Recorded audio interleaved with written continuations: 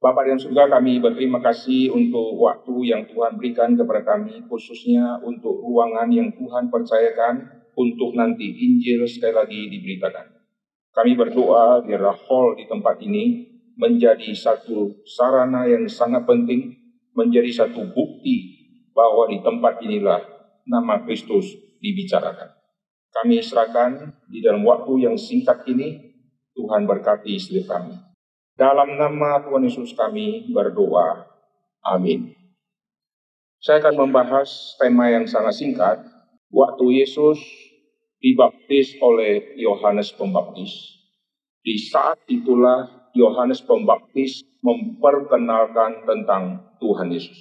Saat Yesus dibaptis, itulah saat perjumpaan yang sangat penting dan saat konfirmasi yang dari surga mengkonfirmasi siapakah Tuhan Yesus.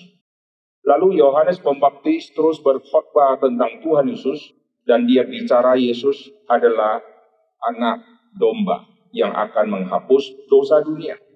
Dan ini adalah inti khotbah Yohanes Pembaptis, di mana saja dia berada, dia akan khotbahkan tema itu. Perubahan khotbah Yohanes Pembaptis sebelum Yesus dibaptis sama sesudah Yesus dibaptis, yaitu sesudah Yesus dibaptis, dia langsung berfokus kepada kristologi. Sebelum Yesus dibaptis, dia khotbah bahwa kau harus bertobat, kau harus beri dirimu dibaptis, dan Allah akan ampuni dosamu.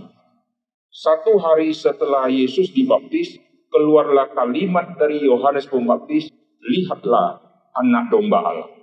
Dan dia mulai membawa orang untuk mengenal Tuhan Yesus, dan mulai dari 2 murid dia bawa untuk mengenal Kristus. Itulah catatan prestasi Yohanes yang sangat penting, yaitu rela menyerahkan murid yang terbaik untuk mengikuti Tuhan Yesus. Dan 2 murid yang terbaik akhirnya menjadi rasul Tuhan Yesus, dan 2 murid itu adalah Andreas dan Yohanes yang jadi rasul. Dua-duanya akhirnya menjadi rasul Tuhan Yesus yang sebelumnya adalah murid Yohanes Pembaptis. Yohanes Pembaptis terus melayani sesuai dengan panggilan yang dia terima dari Tuhan, lalu sampai akhirnya Yohanes Pembaptis harus mati. Nah, yang saya mau fokus adalah Yohanes pasal yang ke-10, yaitu saat itu Yesus tidak berkhotbah, saat itu tempat yang berkhotbah. Apa maksudnya saat itu Yesus tidak berkhotbah dan saat itu tempat yang berkhotbah? Di dalam Yohanes pasal yang ke-10 di ayat-ayat yang terakhir, kita melihat bahwa Yesus ada di tempat di mana Yohanes Pembaptis pernah melakukan tindakan yang sangat penting, dan di saat itulah Yesus tidak berkata-kata, tapi Alkitab mencatat apa yang Yohanes katakan tentang Kristus benar adanya. Ayat ini mempengaruhi saya sudah sangat lama. Setiap kali kita ada di satu cabang, dan di kota mana, di ruang mana, di hall mana, banyak cerita-cerita yang terjadi sebelum kita memakai satu hall atau memakai satu tempat untuk kita adakan KKR. Tetapi semua persiapan untuk sampai KKR ini memang sangat melelahkan, tetapi nanti hasilnya tempat yang kita pakai akan menjadi memori yang sangat penting. Kalau kita lewat satu gedung, kita ingat, dulu saya pernah khotbah di sini. Lewat satu gereja, kita ingat, dulu saya pernah khotbah di sini. Lalu waktu kita ingat, saya pernah khotbah di sini, di sini, di sini, sini, itu satu sisi yang bagus karena ingatan memori kita. Lalu bagaimana ingatan memori dari jemaat? Nah, ini yang jauh lebih penting. Banyak orang yang sudah khotbah, dia lupa dia pernah khotbah di mana. Lalu ada tempat-tempat tertentu yang dia masih ingat. Setiap kali dia masuk ke kota itu, dia ingat. Di gedung ini saya pernah khotbah. Di sekolah ini saya pernah khotbah. Tetapi ada memori yang jauh lebih penting. Jemaat waktu dengar khotbah, dia ngertinya apa, dan masuk ke memori dia itu seperti apa. Di dalam Yohanes pasal ke-10, Yesus tidak berkhotbah, tetapi tempat itu berkhotbah dengan kalimat, apa yang dikatakan Yohanes tentang Yesus benar adanya. Artinya apa? Di tempat itulah Yohanes Pembaptis membicarakan tentang Kristus, dan setelah jauh-jauh hari kemudian, apa yang Yohanes Pembaptis khotbahkan masih menjadi memori yang sangat hangat, dan mereka ingat yang Yohanes Pembaptis katakan sungguh benar adanya. Maka kita bersyukur kalau Tuhan izinkan kita pakai satu ruangan atau satu hall. Yang memiliki hall harus berterima kasih, karena hall itu akan diingat oleh dua kelompok manusia. Kelompok pertama, si pembicara. Pembicara akan ingat, dulu saya pernah sewa hall ini, khotbah di sini, khotbah di sini. Itu memori pertama. Memori kedua, yaitu memori komunitas. Semua yang hadir, kalau ada 5.000 atau 2.000 atau 3.000 atau 1.000, dan di antara semua yang hadir, 50% saja ada memori yang nyangkut dalam pikiran mereka, maka hall ini akan menjadi kenangan selama-lamanya. Saya kadang-kadang lewat di satu tempat, lalu saya lihat bangunan yang lama sudah hancur, lalu diganti bangunan yang baru. Di memori saya masih ada wujud bangunan yang lama, di tengah-tengah bangunan yang baru. Karena ingatnya apa? Dulu saya pernah masuk dan saya pernah khotbah di dalamnya. Waktu mata memandang hallnya baru, gedungnya baru, tetapi memori saya membentuk satu bangunan yang wujudnya masih lama, seolah-olah saya sedang masuk ke dalam, lalu bagaimana saya naik ke mimbar, lalu khotbah di situ.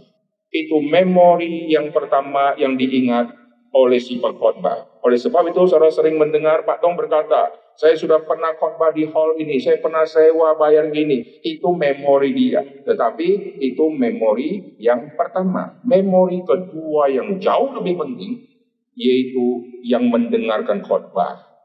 Maka kita bersyukur jikalau tempat ini akan menjadi satu catatan sejarah di mana Yesus dikabarkan. Nanti banyak orang-orang yang setelah ikut, suatu saat dia sudah pindah ke kota lain, lalu ada waktu dia balik ke Surabaya, dia lewat daerah Citraland sini, waktu dia lihat gedung ini, dia akan mengingat dulu apa yang Pak Tong khotbahkan tentang Yesus benar adanya. Amin. Nah, saat itu mereka berkata mungkin di dalam hati, mungkin kepada teman-temannya, tetapi saat itu mungkin Pak Tong sudah tidak ada. Waktu Pak Tong sudah tidak ada, bangunan ini akan menjadi bangunan yang bersuara. Ini yang terjadi di Yohanes pasal ke-10. Yohanes Pembaptis sudah tidak ada. Apa yang Yohanes Pembaptis khotbahkan tentang Kristus di tempat itu sungguh benar adanya. Ayat ini mempengaruhi saya kalau pelayanan ke kota-kota. Biar setiap kali kita sudah tinggalkan kota itu, orang mengingat apa yang pendeta Eiter pernah khotbahkan tentang Kristus benar adanya. Itu jauh lebih sukacita dibandingkan saya ingat saya pernah khotbah di sini, pernah khotbah di sana, dan seterusnya. Maka untuk bisa semua orang yang begitu banyak mendapatkan memori yang dalam ini, perlu ada seperti saudara-saudara yang berkorban mempersiapkan ini semua. Amin. Orang tidak akan ingat kita, tidak akan ingat siapa seksi perlengkapan, siapa yang lain-lain, tapi yang mereka akan ingat intisari dari berita Injil. Dan itu akan menjadi memori yang permanen di dalam hidup mereka.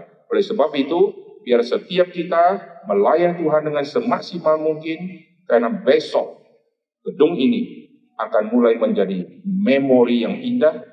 Di tempat inilah Yesus diberitakan. Mari kita berdoa. Bapa di surga, kami berterima kasih untuk apa yang sudah kami dengarkan ini. Tuhan berkati setiap kami. Tuhan pakailah setiap kami. Kami orang-orang yang biasa, tetapi Tuhan mempercayakan pekerjaan pelayanan yang luar biasa, yaitu mencetak memori-memori yang begitu penting di dalam hidup setiap manusia. Dan kami berdoa khususnya kuasa firman yang akan disampaikan oleh pendeta Stephen Tong, biar itu akan membekas di dalam hidup setiap manusia yang mendengar, dan manusia tidak mungkin bisa lepas lagi bahwa Yesus benar-benar juru selamat dunia. Kami berdoa biar semua jerih lelah kami, setiap saudara-saudara kami yang Tuhan sudah pakai berjerih lelah mempersiapkan semua acara-acara dan semua persiapan-persiapan. Sampai besok kami akan melihat kemuliaan Tuhan dinyatakan di tempat ini. Sekali lagi berita Injil akan dikhotbahkan dan tempat ini akan menjadi tempat bersejarah, tempat yang sementara akan menjadi tempat yang bernilai di dalam kekekalan. Kami bersyukur untuk semuanya ini. Jadikan banyak tempat-tempat yang akan dipakai oleh Pak Stephen Tong menjadi tempat-tempat yang mencatat memori di mana Kristus pernah dikabarkan. Dan Tuhan juga memakai setiap kami untuk kami juga mencetak banyak memori-memori kepada banyak orang yang kelak akan mendengarkan Injil melalui pemberitaan setiap kami di tempat di mana saja kami berada. Mungkin ada yang memberitakan Injil sejak waktu dia masih kecil, atau memberitakan Injil kepada rekan sekolah minggu remaja dan seterusnya, atau yang sudah dewasa dia sedang makan, dia memberitakan Injil kepada orang yang di samping, dan orang di samping akhirnya menerima Tuhan Yesus, dan itu menjadi memori bagi orang yang memberitakan Injil. Di rumah makan itulah saya bertemu dengan si A, si B, si C. Dan bagi orang yang sudah terima Injil, mereka mungkin sudah keluar kota, tapi mereka ingat perjumpaan mereka dengan Kristus melalui pemberitaan Injil ada di rumah makan tersebut. Terima kasih Tuhan untuk semua ini, dengar doa kami dalam nama Tuhan Yesus kami berdoa. Amin.